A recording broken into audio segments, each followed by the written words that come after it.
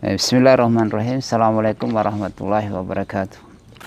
Alhamdulillah hamdan katsiran thayyiban mubarakan fihi kama yuhibbu rabbuna wa yarda. Asyhadu an la ilaha illallah wahdahu la syarika lah iqraran bihi wa tauhidan wa asyhadu anna Muhammadan abduhu wa rasuluhu amma ba'd. Kaum muslimin yang semoga dirahmati Allah Subhanahu wa taala. Alhamdulillah, kita bersyukur kepada Allah Subhanahu wa taala atas limpahan nikmat yang Allah Subhanahu wa taala curahkan kepada kita. Nikmat yang Allah Subhanahu wa taala berikan kepada kita masih berjumpa di bulan suci Ramadan. Kaum muslimin yang semoga dirahmati Allah Subhanahu wa taala.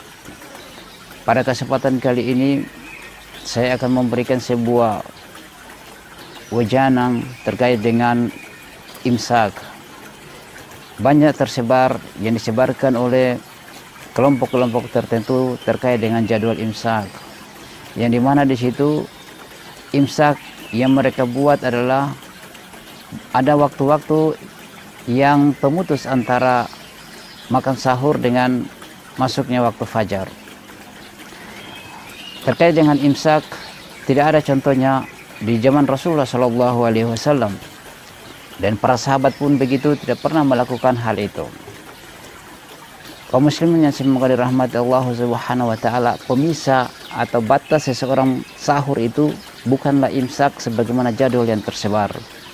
Tetapi seseorang dibatasi untuk bersahur adalah masuknya waktu fajar.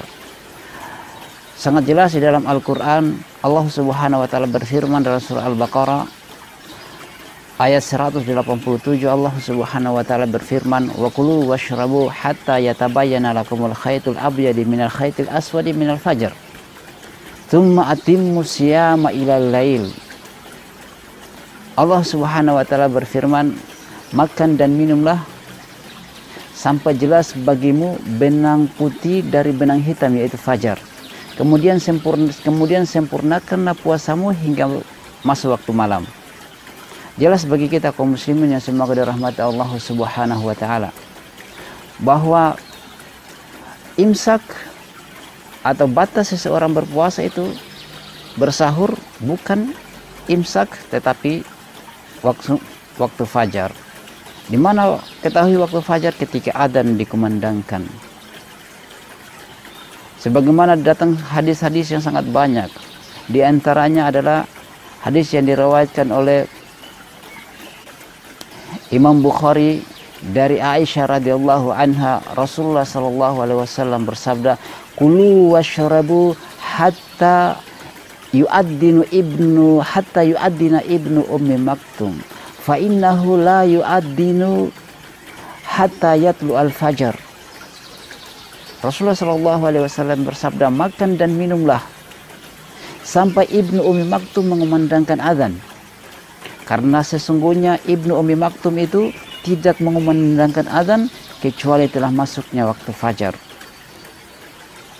Dan dalam sebuah hadis bahwasanya Ibnu Ummi Maktum inilah orang yang buta, dan tentunya dia tidak mengetahui datangnya waktu fajar kecuali ketika dikabarkan oleh para sahabat yang lain bahwa waktu fajar telah masuk, waktu fajar telah masuk.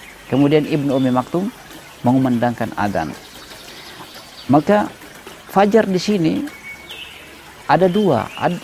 Fajar itu ada dua. Ada fajar siddiq dan fajar kadzib. Sebagaimana datang juga hadis-hadis tersebut dari Rasulullah sallallahu alaihi wasallam. Hadis yang diriwayatkan oleh Ibnu Khuzaimah dan yang lainnya, Ad-Daraqutni dan Al-Baihaqi dalam Sunanul Kubra, Rasulullah sallallahu alaihi wasallam bersabda terkait dengan fajar. Al-fajru fajran. Fajar itu ada dua kata Rasulullah. Fajrun yuhramu fihi ta'amu wa tahillu fihi salatu. Wa fajrun tuhramu fihi salatu wa yahillu fihi ta'am. Kata Rasulullah sallallahu alaihi wasallam. Bahwasanya fajar itu ada dua. Yang pertama fajar yang diharamkannya makan dan dihalalkannya untuk salat. Dan yang berikut adalah fajar yang kedua adalah yaitu fajar yang diharamkannya untuk salat, salatus subhi yaitu salat subuh, dan dihalalkannya untuk makan. Nah, inilah yang dikatakan dengan fajar kadhib. Maka di fajar kadhib itu adalah orang masih bisa bersahur, orang masih bisa makan untuk berpuasa. Dan datang juga dari hadis-hadis Rasulullah SAW. Di antaranya adalah terkait dengan masuknya waktu fajar. Seseorang bersahur, Rasulullah SAW bersabda, "Inna Bilalan yu'adzinu bil-lail, fakulu washrabu hatta yu'adzina ibnu Ummi Maktum." Sesungguhnya Bilal adzan di waktu malam, maka makan dan minumlah sampai Ibnu Ummi Maktum mengumandangkan adzan. Maka kaum muslimin yang semoga dirahmati Allah Subhanahu wa taala, bahwasanya dari penjelasan hadis-hadis yang kita paparkan tadi, kita ketahui bahwasanya pembatas antara sahur itu adalah adzan, bukan imsak. Imsak tidak ada contohnya di zaman Rasulullah SAW, dan Rasulullah tidak pernah melakukan serta para sahabat yang mengikuti jejak Rasulullah SAW, yang langsung belajar kepada Rasulullah, tidak pernah mengajarkan tentang terkait dengan imsak. Maka imsak adalah perkara yang tidak diajarkan oleh Rasulullah, itulah perkara pembodohan kepada umat. Maka sepantasnya kita mencukupkan diri dengan sunnah-sunnah Rasulullah SAW, dengan ajaran-ajaran yang Rasulullah SAW ajarkan. Jangan mempersulit diri dengan hal-hal yang memang tidak masuk dalam agama. Imsak itu adalah waktu yang ditentukan 15-20 menit. Itu pembodohan kepada umat dan mempersulit kaum muslimin. Maka marilah kita kembali kepada Allah Subhanahu wa taala. Kita kembali kepada Rasulullah SAW dengan tuntunan hadis-hadis yang sangat jelas. Jangan mempersulit diri dengan hal-hal yang perkara yang dilarang oleh Allah Subhanahu wa taala dan Rasulnya sallallahu alaihi wasallam.